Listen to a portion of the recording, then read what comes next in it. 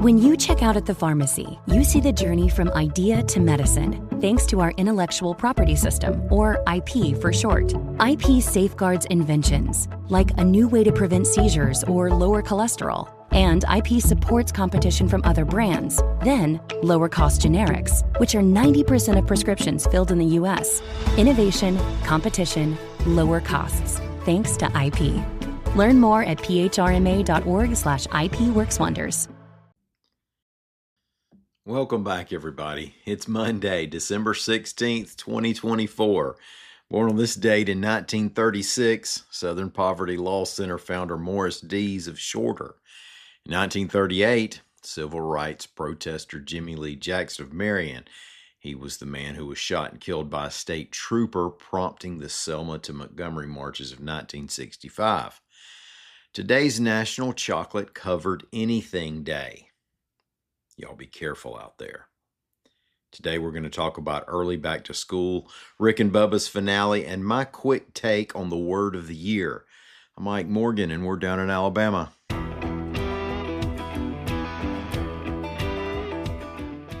The Limestone County School Board has voted on an academic calendar that would put students in classrooms by July 31st next summer, reports AL.com's Rebecca Griesbach. No traditional public school system started that early this year, although one charter school did. Now in Limestone County, teachers will return to work July 25th. Classes begin July 31st, and classes end on May 21st, 2026. Public school return dates have been trending earlier for years, and keep in mind that Limestone will be starting only 2 days earlier than it did this year. But for many, there's a jarring mental leap to make to get back into July. And by many, I mean at least me, from ages 6 through 17. Limestone schools have expanded the winter break a bit to balance the earlier start. The board also approved an August 6th start date for fall 2026. An argument between two men on a walking trail led to Birmingham's record-tying 148th homicide of 2024, reports AL.com's Carol Robinson. Now that comes with more than 2 weeks left in the year, so this appears to be, at least by some measures, Birmingham's worst year for homicide on record. Now, the only other year the city reached 148 homicides was 1933. And while one might guess that the population is higher now than it was then, that's not the case. Birmingham's population is actually around 70,000 fewer than it was at the time, making the current homicide rate higher than it was in 33. Among the homicides for this year, 11 have been ruled justifiable. 1 was an officer-involved shooting, and 2 resulted from the deaths of victims this year who were shot before this year.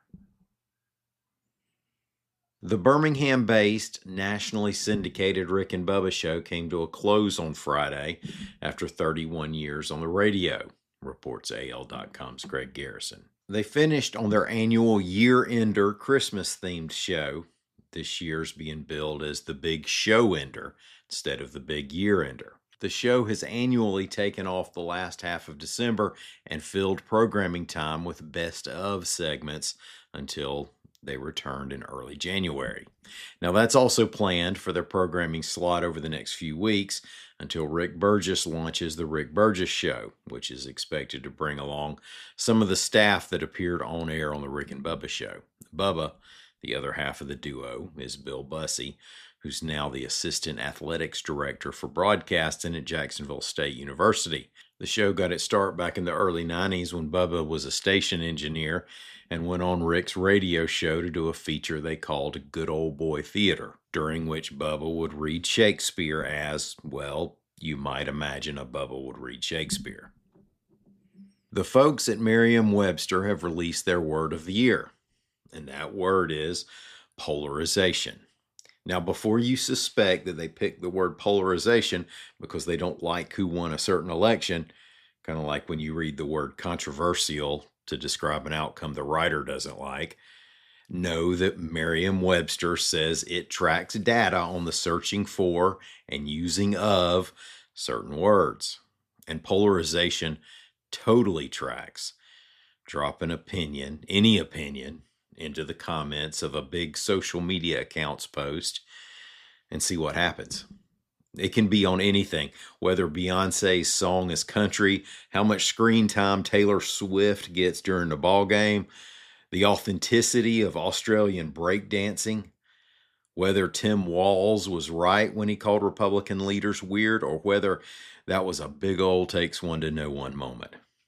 Even in the big sports, our old way of escaping religion/politics anxiety, people don't talk sports anymore as much as they argue about who has the best sports opinion. As a matter of fact, somebody on Twitter will probably tell me today that I should be imprisoned for saying this, but let's make our collective New Year's resolution to make the 2025 word of the year grown up. I think we can do it. Get off my lawn. Thanks for listening to us. We're going to be back here again tomorrow. Until then, as always, come by and see what we're working on the internet at al.com.